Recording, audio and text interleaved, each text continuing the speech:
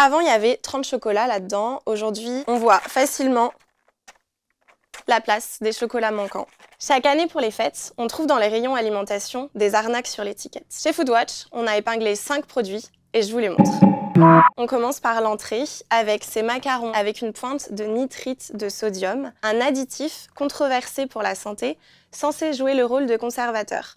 C'est un peu une drôle d'idée au rayon surgelé parce que c'est le froid qui est censé faire ça. Regardez ce pot de lompe, ça fait des toasts chics pour le réveillon, mais ce petit pot en verre contient en réalité 5 additifs. Des conservateurs, des épaississants et des colorants, parmi lesquels le caramel au sulfite d'ammonium E150D, qui contient des substances classées potentiellement cancérigènes pour la santé. À la suite du dîner, je vous ai apporté un exemple de pomme duchesse à la truffe. Et en réalité, on est un peu déçus.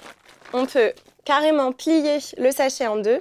Ce produit, c'est ce qu'on appelle un produit plein de vide. Ce que Foodwatch illustre avec cet exemple, c'est l'inaction de certains industriels à réduire leurs déchets. Ce petit pot de fleurs de sel de Guérande, on l'a trouvé dans un rayon près des produits des fêtes. Le problème, c'est que ces 25 grammes sont vendus 2,99 €, soit 120 € le kilo.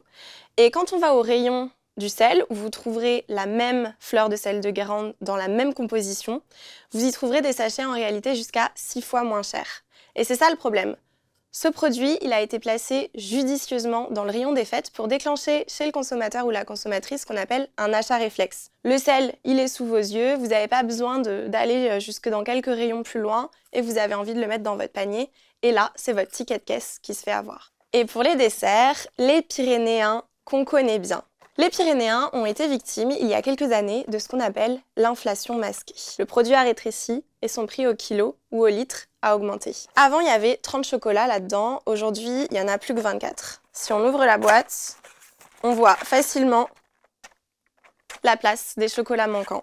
L'inflation masquée, elle est traître pour les consommateurs et les consommatrices parce qu'elle est imperceptible et très difficile à démasquer. On ne peut pas vous demander dans les rayons d'être capable de comparer d'une semaine sur l'autre, d'un mois à l'autre ou d'une année à l'autre les prix au kilo de vos produits, surtout quand vous les achetez une fois par an. Chez Foodwatch, on a plein de conseils très concrets pour vous aider.